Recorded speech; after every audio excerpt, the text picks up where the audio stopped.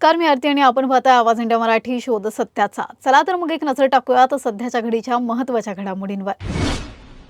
देशातील 5 राज्यांच्या विधानसभा निवडणुकांचे निकाल जाहीर झाल्यानंतर राजकीय चित्रात मोठे बदल पाहायला मिळत आहेत।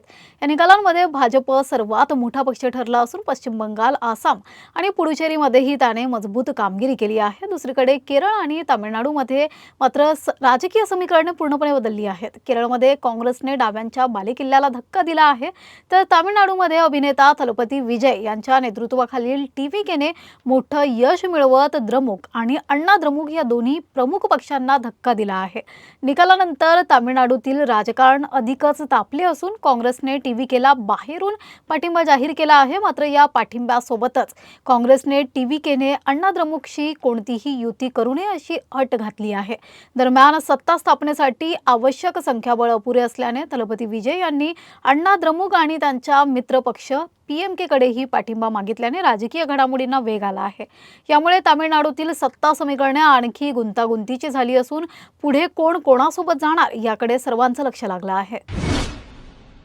पश्चिम बंगाल विधानसभा निवडणुकीच्या निकालानंतर राज्यात राजकीय घडामोडींना वेग आला आहे। निकालांवरून ममता बॅनर्जी आणि भारतीय जनता पक्ष यांच्यात तीव्र राजकीय संघर्ष पाहायला मिळत आहे। सत्तांतराच्या दाव्यांदरम्यान मुख्यमंत्री पदाच्या भवितव्याबाबत प्रश्न उपस्थित केले जात आहेत। मुख्यमंत्री पदावर कायम राहण्याबाबत ममता बॅनर्जी यांनी आपली भूमिका स्पष्ट करत राजीनामा देण्यास नकार दिल्याचे वृत्त समोर आलं आहे। या भूमिकेमुळे राज्यात घटनात्मक आणि कायदेशीर चर्चांना उधाण आलं आहे। घटनात्मक दृष्टीने पाहता एखादा मुख्यमंत्री पदावर राहण्यासाठी त्याला विधानसभा बहुमताचा पाठिंबा आवश्यक असतो। जर बहुमत गमावले असेल तर राज्यपालांकडून बहुमत सिद्ध करण्यास सांगितले जाऊ शकते। अशा परिस्थितीत बहुमत सिद्ध करण्यात अपयश आल्यास मुख्यमंत्री पद सोडावे लागते। तसंच केवळ निवडणुकीतील पराभवामुळे मुख्यमंत्री यांना तात्काळ अटक करता येत नाही। अटक करण्यासाठी ठोस कायदेशीर कारणे आणि प्रक्रिया आवश्यक असतात। त्यामुळे या संपूर्ण प्रकरणात घटनात्मक प्रक्रिया, राज्यपालांची भूमिका आणि बहुमत चाचणी यावर पुढील घडामोडी अवलंबून राहतील। पश्चिम बंगालनंतर महाराष्ट्रात बोगस मतदार शोधण्यासाठी SIR मोहीम राबवण्याच्या तयारीत भाजप असल्याची माहिती समोर आली आहे। या मोहिमेची काटेकोर अंमलबजावणी करण्यासाठी मुंबईत प्रशिक्षण शिबिराचे आयोजन करण्यात आले असून पक्षाच्या पदाधिकाऱ्यांना याबाबत स्पष्ट सूचना देण्यात आल्या आहेत। या उपक्रमांतर्गत आधी पदाधिकाऱ्यांचे प्रशिक्षण पूर्ण झाल्यानंतर आता लोकप्रतिनिधींना प्रशिक्षण दिले जाणार आहे। पंचायत समिती सदस्य, नगरसेवक आणि जिल्हा परिषदेच्या सदस्यांसाठी विभागीय स्तरावर प्रशिक्षण सत्रे घेतली जातील। त्यानंतर आमदार, खासदार आणि मंत्र्यांपर्यंत टप्प्याटप्प्याने हे प्रशिक्षण पोहोचवले जाणार आहे। शेवटच्या टप्प्यात मुख्यमंत्री देवेंद्र फडणवीस हे आमदार आणि खासदारांना SIR मोहिमेबाबत मार्गदर्शन करणार असल्याचे सांगितले जात आहे। या मोहिमेमुळे 2029च्या लोकसभा आणि विधानसभा निवडणुकांवर राजकीय परिणाम होण्याची शक्यता व्यक्त केली जात आहे।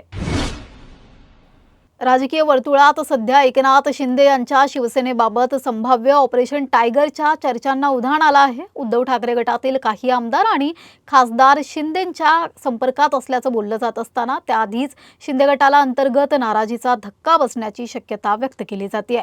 शिंदे यांच्या शिवसेनेच्या प्रवक्त्या शायना NC नाराज असल्याची राजकीय वर्तुळात चर्चा आहे।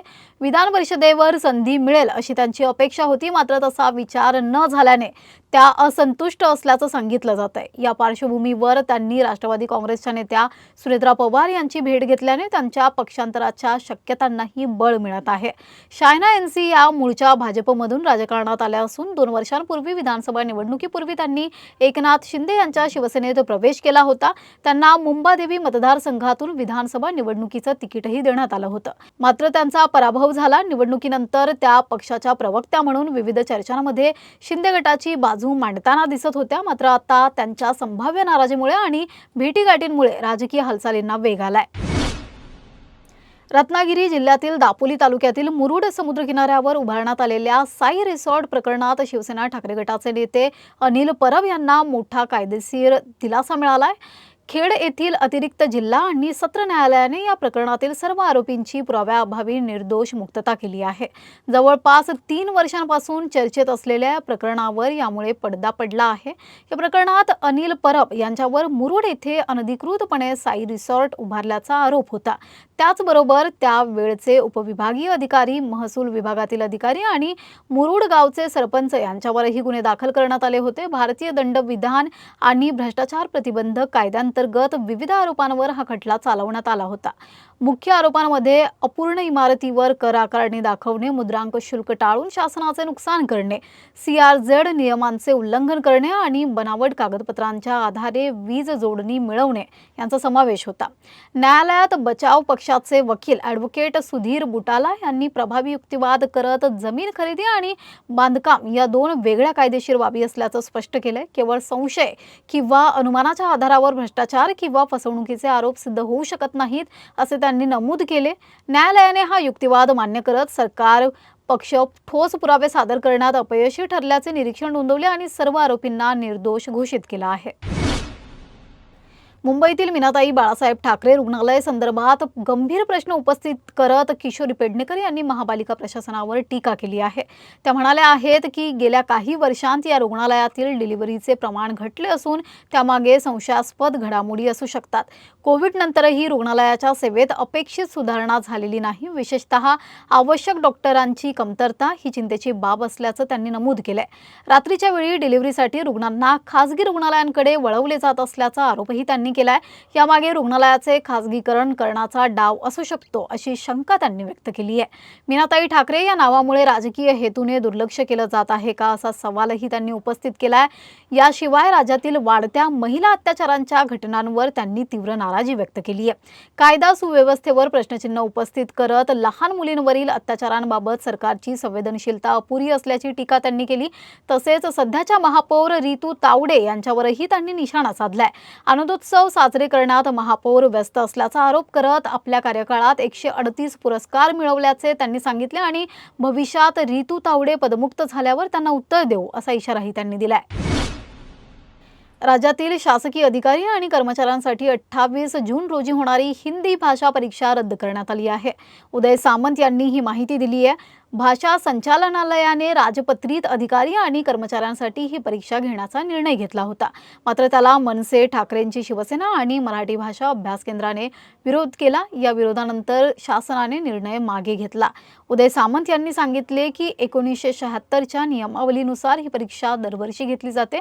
मात्र आता या परीक्षेची गरज आहे का आणि त्या नियमांची सध्याच्या परिस्थितीत उपयुक्तता काय आहे याची सविस्तर पडताळणी केली जाणार आहे.